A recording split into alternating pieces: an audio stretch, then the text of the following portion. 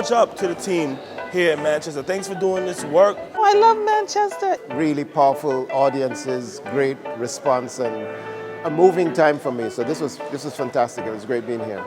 So our Cabaret for Freedom was dope. I enjoyed the young poets. I got to see some poets I didn't hear before.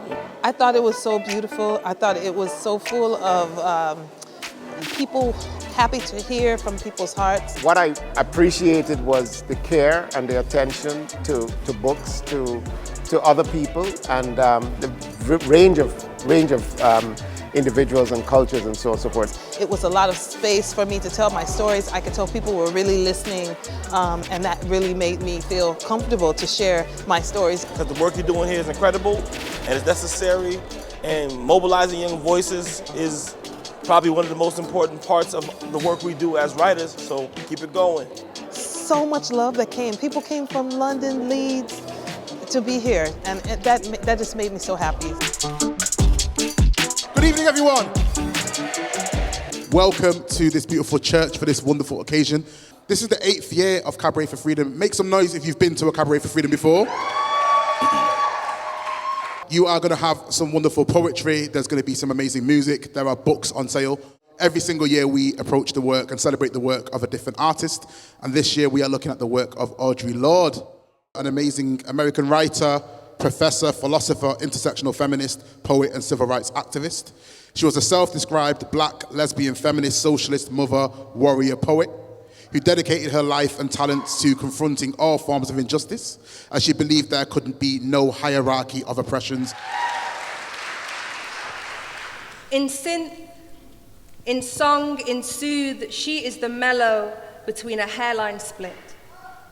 The soundtrack to the falling, the breathing, the cinematic, the minute brings harps of a minor chord before the day has had a chance to ruin itself. For all the little brown girls that dared love a little different, they are studying her meter and writing theses as they lie in the dark, weeping in blue-black odes. And she makes them feel held.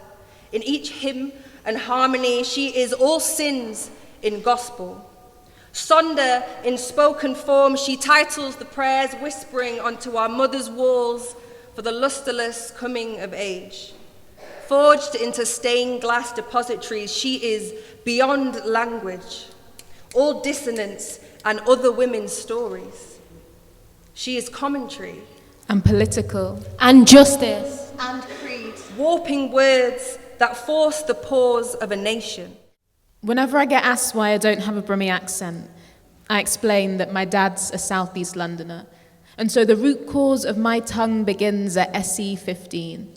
More specifically, that my tonsils found a home in Little Lagos, on Peckham's Lausanne Road, in my grandparents' living room, where I often return like a child landing softly into tall grass. Generations of my family have filed in against that raspberry velvet paisley wallpaper. They recited their pleasantries and glowing school reports against a backdrop of photos of elders' graduations and the tribes back home in fabrics which caress you through the frames at an intimate distance. Whiff of jollof lingered. It wasn't exactly a house of song, but I know that Grandma could recite the Psalms, and a queer grandchild in her Sunday best knew to leave her tongue at the door. Every time you dismembered me, you called my entrails beautiful, like a painting of a nude angel. The sunset playing Comptine dot Audre et, as heart-bent swans circled the deep navel of the earth's core. We were born into brilliant noise. Sometimes, thunder is music. Often, disasters shake us alive, like the tornado kiss that leaves a whole district destroyed. We clutch our kids, start from soil to cultivate a new life, hold on to the small but significant moments of choice, dance in the thunder, make bliss in bass music. Raised in an open-air prison, conditional water, controlled food, checkpoints at every turn they take, and being frightened of death hanging over them like a sentencing to no trial. Collective punishment for the sin of existing. Innocence, a spoiled afterthought when brutality becomes an everyday agenda. There is no safety in the churches, or mosques, or hospitals. For these sanctuaries are targets too. I am horrified by the screaming on my screens, censorship limiting conversations, shadow banning on social media. Free speech is determined only by pigmentation. Disinformation reverberating as entire villages are blasted.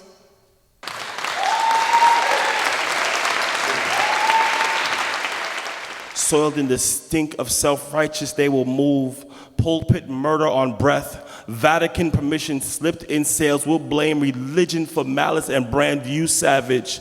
At sword point, plant flagpole in womb. Scar accent mark on vocal cord. Colonized child before birth. They will find pleasure in conquest, pleasure in possession, pleasure inside you. They will take against will. Suspect tea in your tears, curry in your spine, gold in your skin. Will break flesh to confirm, not care of your screams. Care of mine, care of the villages they will burn, the dances they will condemn, the customs they will smoke out of fear. Mistake armadas for nothing holy. They carry firearm at fingertips, smuggle us in the hull of their ship. You will not be spared. They want to slave trade you. They want to cotton field you. They want to tobacco plantation you. Keep them in your skepticism. Trust the mumble of your instincts. They predator, they predator, they predator.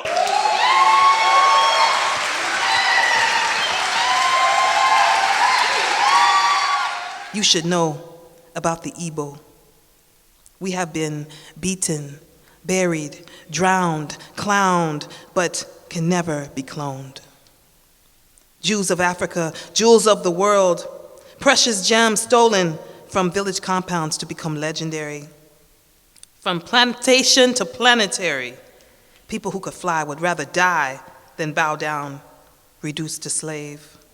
We be royal from crawling to grave. Even the farmers wear invisible crowns on their heads like red caps. Ibukwenu. Preservers of culture and land, we always stand on sacred ground. Any piece of this globe be blessed when we grace the place. Everything double-double when we grind with our mind. We shine in divine time. We have been beaten, buried, drowned, clowned, but can never be cloned.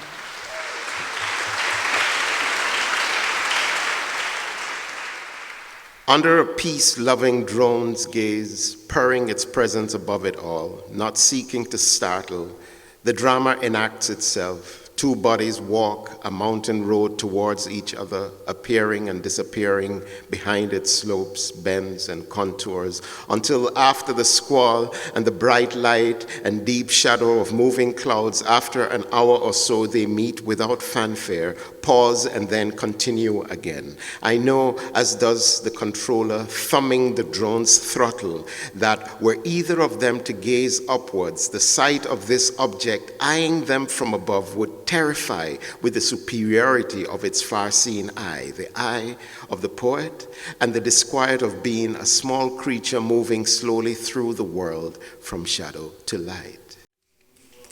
Thank you very much. Thank you for coming out.